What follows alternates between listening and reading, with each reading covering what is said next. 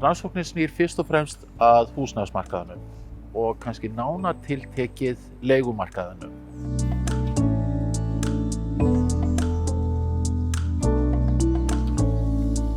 Leigjendum fjölgaði gríðarlega í framhaldi af hruninu og stór hluti af þeim sem lentu á leigumarkaði þá var fólk sem áður áttu húsnæði, misstu húsnæði í hruninu og lentu á leigumarkaði í framhaldi af því. Og það sem er athyglisvert með neikvæðum hætti er að þrátt fyrir mikinn efnahagsuppgang síðustu ár, bara nánast öll árin eftir hrun, þá hlutfalli haldist nokkuð stöðugt og stóra skýringin fyrir þessu er ferðamaðurinn. Við erum að fá fleiri ferðamenn til Íslands sem að þýðir það að mikið af húsnæði sem áður fyrir var sett á langtímaleigu fór í skammtímaleigu sem gerði að verkum að það voru augljóslega minna húsnæði sem hægt var að velja úr fyrir leigjendur. En síðan svona samhliða auknum fjölda ferðamanna þá voru mikið af fólki, það er að segja, nýir Íslendingar eða fólk sem er tímabundið hér á Íslandi að þjónusta ferðamenn.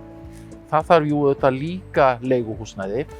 og sá hópur hefur, sem sagt, þetta er bara einfalt framboð og eftirspurnar líkan. Það eru fleiri sem að sækjast eftir að fá húsnæði og sama tíma þá er bara fjöldi íbúða á langtímumarkaði, leigumarkaði, þeim hefur fækkað. Og við erum þá að rannsóka bara hver er þeirra möguleikar til þess að komast að leigumarkaði og það er kannski má segja að það sé ákveðið kaldhæðni í því og samhliða því að vaxtastig lækki, þá gerir það í raun og veru erfiðara fyrir fólk að komast að leigumarkaði því að peningur sem lagður í sparnað, hann ávaxtast mikið síður nú en áður, auk þess sem að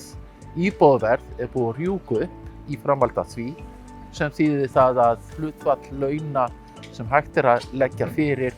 til að safna fyrir íbúð, það hlutfall er stöðugt á versna líka. Það má segja að við höfum lifað í samfélagi þar sem að séreignarstefnan hafi verið ríkjandi. Við þessar miklu breytingu sem á sér stað eftir hrun, þar sem að fólk neyðist til þess að fara í umvörpum á leigumarkaði, þá